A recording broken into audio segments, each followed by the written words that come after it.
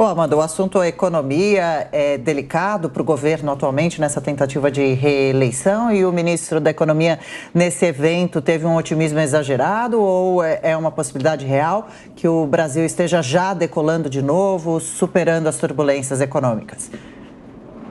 Olha, Adriana, eu acho que decolar é uma palavra exagerada, mas, por outro lado, o ministro da Economia está no papel dele, que é um pouco de animar a torcida e de sempre ter um olhar otimista e positivo em relação à economia. Eu acho que o ministro Paulo Guedes tem razão quando ele fala nas mudanças, nas reformas regulatórias, nas mudanças de marcos regulatórios que fizeram o ambiente jurídico e econômico mais seguro para se investir no Brasil.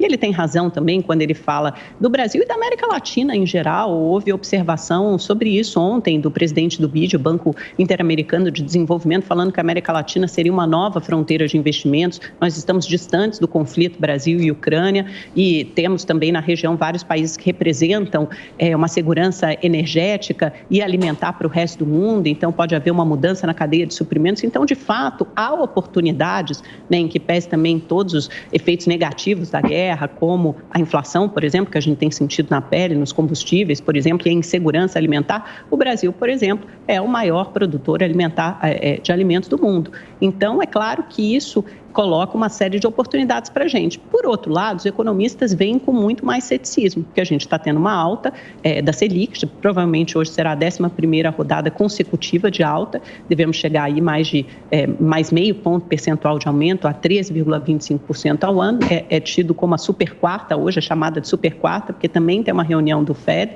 deve ter uma elevação aí de 0,75 ponto percentual. Banco Central Europeu também convocou uma reunião extraordinária para hoje, ou seja, a gente está tendo uma rodada de aumento de juros no mundo inteiro, o que deve tornar a atividade, o que deve enfraquecer a atividade econômica no resto do mundo. Então, é difícil o Brasil decolar ou crescer muito quando o resto do mundo caminha até possivelmente por uma recessão, efeito em parte ou em grande parte da guerra da Ucrânia e das sanções impostas à Rússia.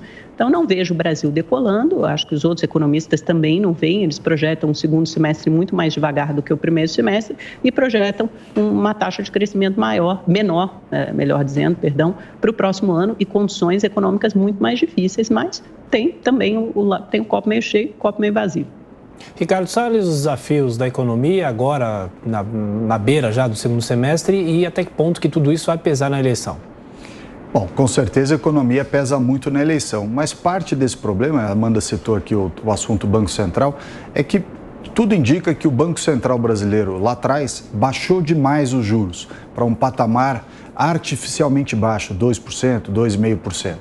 E demorou demais para subir também.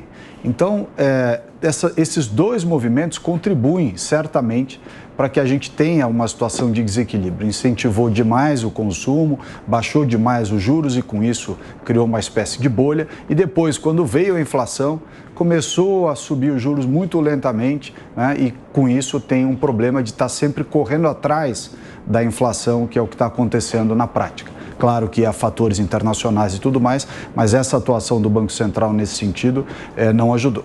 Mota, como viu as declarações recentes do ministro da Economia, de Paulo Guedes?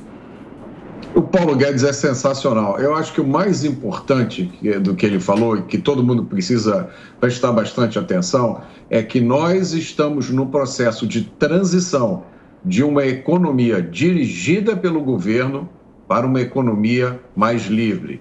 E o Paulo Guedes disse, no tempo que a economia era dirigida pelo governo, era dirigida por pessoas que não tinham ideia do que estavam fazendo.